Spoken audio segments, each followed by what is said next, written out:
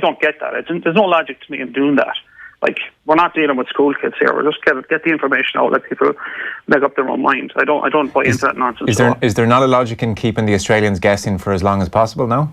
Guessing what? Sure, you named the team 48 hours out. There's no guessing who's on the team. But so it doesn't really matter whether it's a hip or whether he's dropped. They're just explaining it this week. But like, there's no point saying last Monday he had a hip. Maybe I'm wrong here. No, go on. I'm probably just not following your point. I'm probably just misunderstanding your point. My point is that as far as I know, Levy was fit. Okay. And why didn't they say last week that he wasn't fit and he wouldn't be available? As far as I know, it's only now we find out he's not fit. So I don't understand the logic in that. Yeah. Like, it's kind of like giving you the information afterwards. I don't see the logic in that. And just, if Levy wasn't fit, he should have said he wasn't fit instead of pretending he's fit, not picking him, and now he's not fit this week. So it's confusing for me why you would do that. Yeah. So we can't discuss the back row now because, well, Dan wasn't fit. Well, all right. What's the point?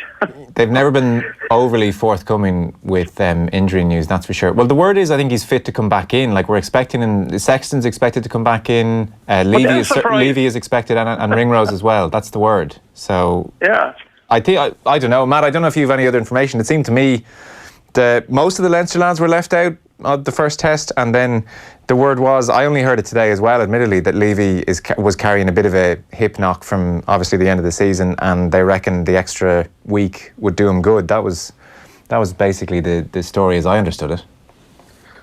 I'm with Eddie that I thought they would have picked their best side first, win the first series, then rest the boys if they had to.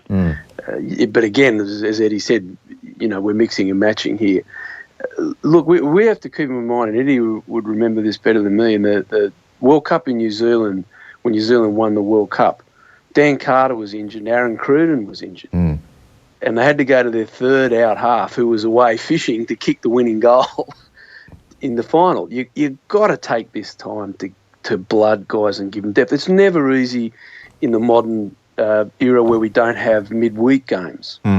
And interestingly, the best team in the world, New Zealand, when they come north in November, they do have midweek games. They played French Barbarians in a game. You've got to give these guys time. And Joey Carberry has to be allowed to have some form of failure. Now, I don't believe Joey failed. I thought he played okay. But my meaning is, he's not going to play at his best. It takes 10 games or so at international level to feel comfortable. And you just got to give these guys time. And that's why you have the November series and the June series where there's not, the sheep station's not on winning or losing. You've got to do this. You've got to have time. Australia rested Israel Folau last November and they sent Pocock away for 12 months. Now, that's a much, much stronger Australian side than was put out in November last year. I'm not making any excuses. I'm just saying it as I see it. Yeah. And I would back Joe 100% to rest guys. And I don't agree with where he did it, but I'm not the coach. That's his area. But I agree with Eddie.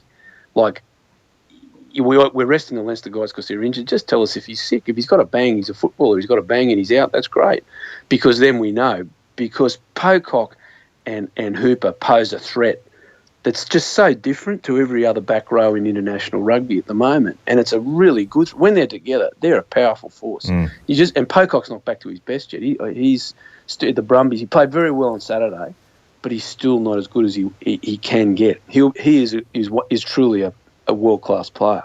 Yeah. As is Israel Folau. And, you could see when you put two really top-line players back in a good side, and Australia's always going to put out a good side, it makes a difference. And Ireland had rested, they're really top-line players. So what will happen next Saturday? We don't know. But I think Eddie's point and my point is a valid point. It doesn't mean we're right. But yeah, sure. But it does put a certain pressure on Ireland to win the series. Now, we'll talk about some specifics of the game. Here was Joe Schmidt's general assessment of where it was won and lost. I thought they were incredibly physical. I thought they persisted with a pretty effective tactic of cross-kicking and having Israel Folau going after them. He didn't get them all, but he got a few that allowed them to get in behind us, and then we were scrambling a little bit. We slipped off a few tackles, one early on Kurtley Beale, where I thought Jacob Stockdale made an unbelievable tackle in the corner on Corabetti. They probably got a bit of, they worked pretty hard at the scrum and got it to turn pretty well. I felt our line out got some really good pressure on them. That was probably a positive for us. And even we got behind them a few times and overkicked probably the ball a couple of times. Once from Connor when it went touch and goal, and another one from Jacob Stockdale that came off the side of his foot and went straight into touch. I think we just probably didn't quite hold on to the ball as well as we would have liked. There was a lot of pressure at the ruck as well. That's the level, and we've got to be able to compete at that level and get the margins to fall our way. Albeit they were pretty skinny today. With 14 minutes left, I think we led 9-8. But you got to lead after 80 minutes. So that's Joe Schmidt sounding suitably glum. What's the for you, Eddie? Give us your where was it won and lost? I think the upside was our lineup was excellent, and their lineup was a bit of a horror show. They lost 3, and we spoiled another 3 or 4, which was just as well, because Australia looked really dangerous when they got quality balls in the set piece. Our defence seemed at sea in the first half, and I think it was all down to the fact that for some reason Andy Farrell decided to send Robbie Henshaw out the line on an aggressive up and in, and it cost us a try, and almost cost us a try earlier, except for Stockdale's try-saving tackle, which by the way is his job. I wouldn't get too carried away with it. That's his job as a blindside winger to come across and do that.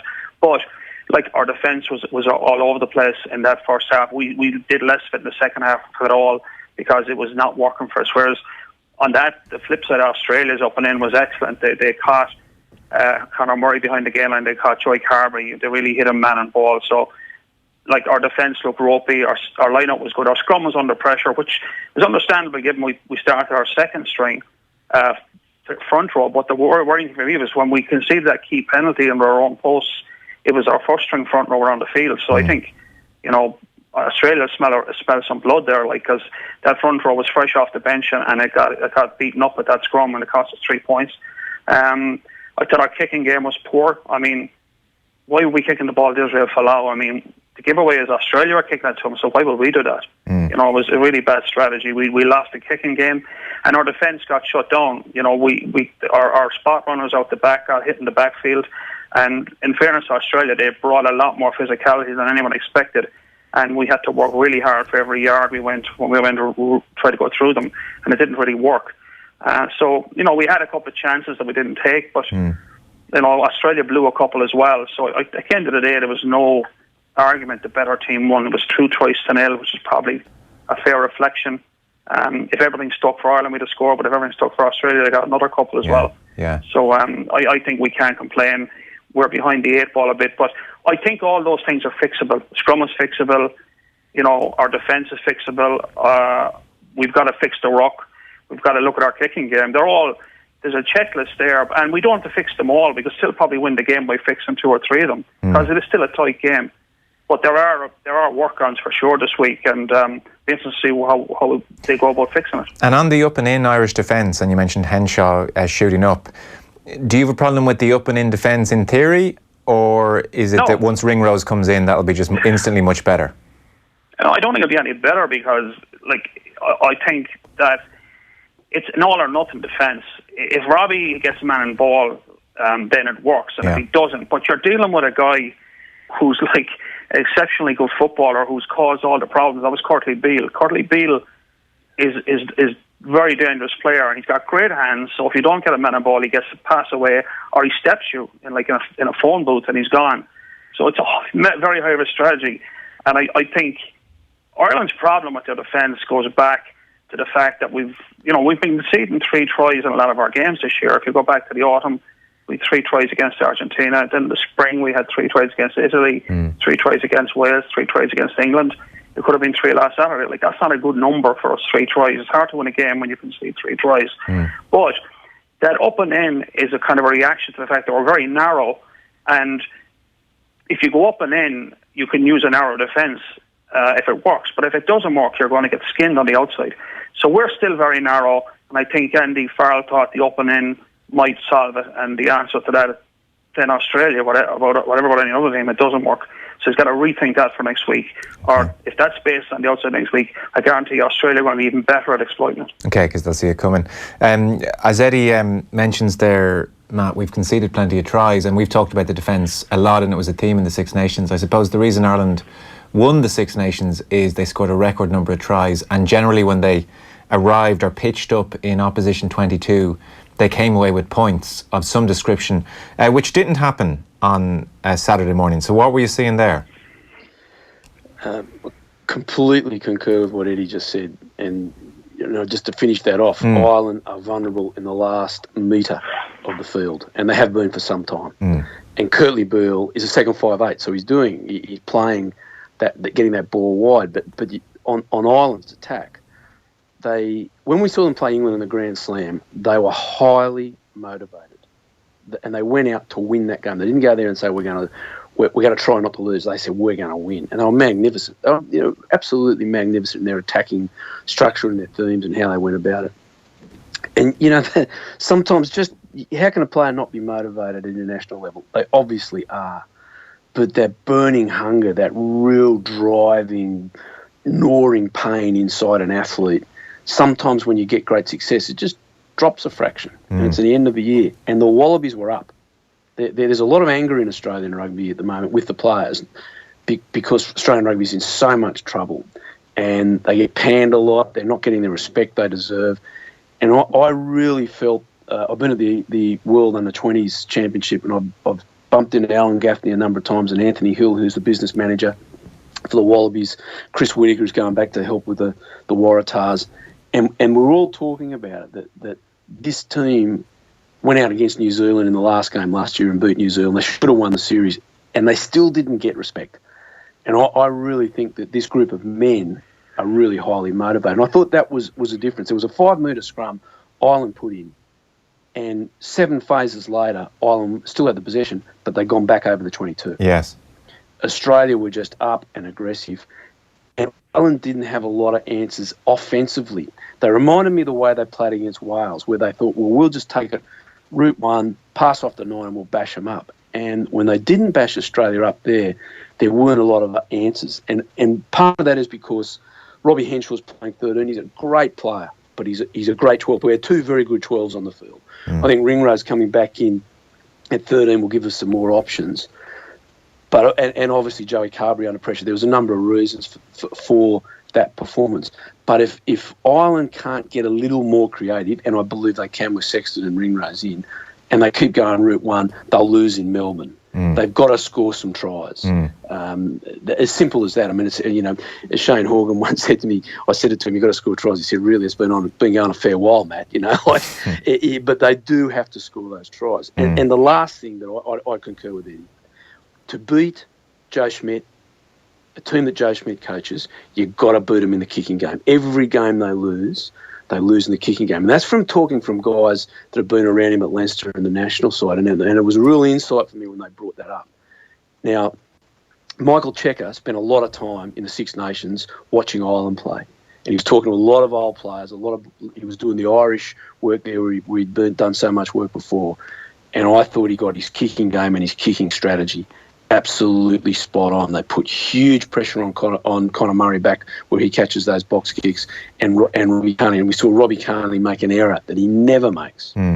So I think we've got to give the Australians a fair bit of credit, guys, Joe and the Irish team. Australia got it right, except their line out, which was very poor. Yeah, it's interesting you mentioned maybe just Ireland being just 2 or 3 notches off what we saw at Twickenham, and that Rob Kearney mistake, because he was asked about it. This is when he didn't quite get under that Will Genia box kick, and he said it was just concentration. I was going through 6 or 7 minutes where the intensity was off the charts, and fatigue makes cowards of us all sometimes, and that was just a moment when concentration slipped on the back of a bit of fatigue. I guess they've travelled. It's the end of a long season as well. Maybe that's a factor. Maybe they're still adjusting jet lag and everything else. What about Joey Carberry then, Eddie? You said he did fine. Schmidt said, I thought he was pretty solid. He came off the field at 9-8. That's not a bad return for a young man who's just starting his first big tier one test match, put a lot of preparation in during the week. So, I mean, still only 22 years old. Michael Cheika said he went up to him afterwards to tell him that he's a big fan of his work. And he said, Carberry's a star. I've been watching him. I went up to him after the game. I've never met him before. I said, I love your work because that guy can play footy. He's an outstanding player. So you might talk to us a bit more about Carberry, Eddie. Yeah, I think he was excellent. Really thought he did a great job. A lot of pressure on him going into that game. Let's be honest, like, he knows himself that this was his chance to step up, start a test game against a Tier 1 nation. The only blot in his copybook was the penalty he missed, 40 out in the middle. It should have been a regular shot from, he let that slip by. But outside of that, I thought he ran the game well. He played flat to the line. His kicking game was good. He defended well. He made a lot of tackles because I think Australia went after him, as you'd expect him, to see what he's made of. So I thought he ticked all the boxes. I thought it was a really good debut. I probably could have stayed on longer. I don't know why Sexton came on. I don't know what the plan was, so I'm sure Joe Schmidt had a plan for that. But I thought Carberry could have played on unless he picked up a knock or something. So I thought, yeah, this guy has proven again he's on the right track. But just on one point, Joe, that you just in the intro there is about the end of long season and guys tiredness, not buying it. We have the best player management system in the world in Ireland.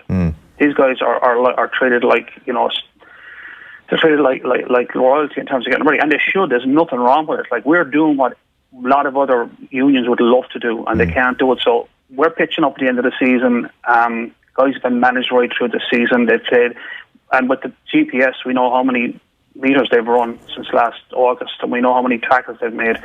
So the fatigue thing doesn't wash, and you know, and neither does the jet lag. You know, it doesn't, like, this is not about us trying to finish out the season, like, because we're coming to the end of the long one. We've been through a long season, but guys been managed superbly, and that's a great thing. It shouldn't be, that should continue, but it's not a reason for us to say we're tired. I'm not buying it at this stage. We have the best management system in the world. So, Matt, you both mentioned Pocock and Hooper and the effect they had in the game. So what happens to them next Saturday at 11 o'clock? What's the plan? Because they're very good. They're very good duo. They work well together on the field, and sometimes to. Oh, you're just breaking up. We'll come back to you. We'll get that line back, Matt, and we'll come back to you in 1 second. Eddie, same question to you. Pocock and Hooper, with presumably Dan Levy back in the side. Yeah, I think Levy has to go in there, you know, because at least with an out-and-out open side who can play ball, you're still under a lot of pressure because it is, as Matt said, it's a different style of back row, and not many teams play two open sides effectively across their back row.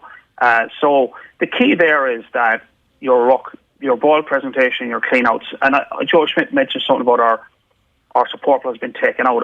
I don't know, I didn't see that. I just thought that at times we were slow to react in the tackle scenario, and the other thing was as well that we were losing a lot of collisions we expect to win normally, and that means that, you know, once you lose the collision, the poacher gets a better body position over the ball. If you lose the collision, he's got to go back through the gate, and it's much harder to get in there. So the fact that Australia were winning their fair quota of collisions, and then you had two open sides who were like absolutely like groundhogs in on the ball, and we didn't have an open side, and if you're a half yard off there, it's all over. And in fact, I thought our final penalty was a very harsh call against Pocock. He hit a counter ruck, bounced out, went straight on the ball, and he got called for off his feet. If you look at the video, he was perfectly positioned. So like, it's a problem area, but I think we lost something in the region of 8 rucks. And all those might not have been poachers. You could have a knock on or a fumble, but the way to do it is we've got to brain surgeons around the breakdown next weekend, you know, in terms of getting guys there very early and making sure we win some collisions and just winning that space in front of the ball, because they will do a number on us again next week if we don't do that. And it's all fixable. It's just an awareness thing. It's probably guys being more aware of whether somebody's going to go to the line with the ball, and it's just bread and butter stuff. But with a team like this, like Australia with two back rows of that calibre, you don't get second chances. You lose the ball because it's one part of your game that's got to be on its pristine. And Ireland dropped down to like 93% at ruck time. When during the Six Nations, we were 98, 99% in all our games. But I think Levy changes that a little bit, but it doesn't solve it completely. But I think Levy has to go in, and he should have been in last week if he was able to play, but seemingly now the word is he might have been. But anyway, so you have to reopen that now, do you? Matt, we've kind of dealt with Pocock and Hooper there. Feel free to touch them if you want. And then I was going to ask you, presumably, so Ringrose is back in, Sexton, we've mentioned Dan Levy's back in, the Irish front row, there's changes there. So you swirl all that together, and are you going as far as confident of Ireland making this series 1-1 next weekend? No, I'm not, Joe. I think it's a fascinating series. I'm not, because what everyone forgets is the Sunday before, the Brumbies were playing. So Pocock and the rest of the Brumby contingent were playing Sunday afternoon, and they didn't get up to Brisbane till Monday morning. They were rested Monday. So the Wallabies only had a 4-day preparation, and people forget that. And that was my point that Eddie was making as well, that the first test I thought they were very, very vulnerable. And that's what shocked me about the selection, for the Irish selection when they rested the players. Ireland will be a much better side for obviously a week there, getting settled, bringing back in their better players. But so will that Australian side. They will be a much better side. And they blooded, there were 4 new caps in there, had a very young hooker, who was nervous. You could see the poor kid in the national anthem. It was great to watch. He's not a great singer, but he was giving it his best. He was pumping out every note flat. Unfortunately, everyone in the world heard it. But the kid was motivated. Now, he'll be I'm expecting he'll be selected again. He'll be a much better, as an individual for that one game. The Melbourne ground is a beautiful ground to play rugby at. And I'm expecting a great game. But I think it's going to be really close. And if Wallabies can do what they did before, which is get up in Ireland's face, and there hasn't been anyone really do that. And as I said, Ireland have won every collision for maybe 10 or 11 tests. And they didn't expect that from that Australian side. Now, if they come out and can get that going again, it'll be very interesting to see how Ireland respond. Now, also, if what they're not used to is having a genuine second 5'8", as we call it down here. Kurtley Beale playing at 12 gives width on the ball. And what does he do? He has Kieran only running a decoy line, and he's hitting this giant man, Israel Folau, at the back. And as Eddie was 13 coming up here, Kurtley Beale ruled that apart. Yeah, unfortunately the line's just going, Matt. We'll have to leave it there. We'll catch up with you later on in the week. Eddie, unfortunately Matt's line has gone there. I think he was edging towards this is going to be very, very difficult for Ireland to the point of going for Australia. What's your read on next weekend then? Yeah, I think the point he makes as well is a really good point about the fact that the Wallabies had very little prep time, and they came off of games, and some of them on Sunday, so they would have really spent this week trying to piece things together. And maybe that's where the line-out showed up, that they were under so much pressure. And there's a chance here maybe Joe Schmidt doubles down on that by putting Devin Toner in, and that puts even more pressure on the Australian lineout. It's an option for him because it did shut them down to a great extent, the fact that the quality of the lineup was very poor. But I think they will improve. But I think all ours are fixable. So I think our scrum will be better. I think we got caught maybe on Saturday. We didn't expect it. We got caught.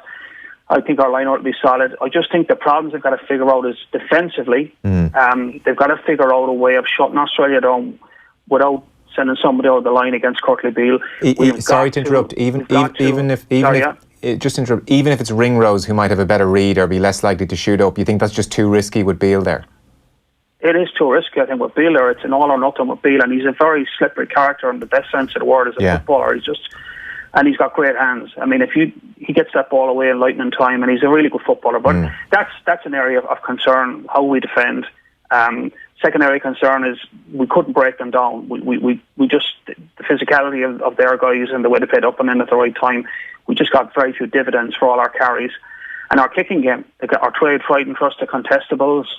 I wouldn't be planning on kicking the ball down Kurtley Beale's throat again, or not Kurtley Beale, but Israel Folau's throat again. Maybe we should look to go after Corey Betty on the wing or something. Like, we don't know what he's like under the high ball that much, but the kicking strategy has to change. Maybe we've got to find more grass rather than going, on the contestables. But there are 3 key areas. But look, you don't have to fix all of them. If we fix a few of them, it's still going to be a tight test game.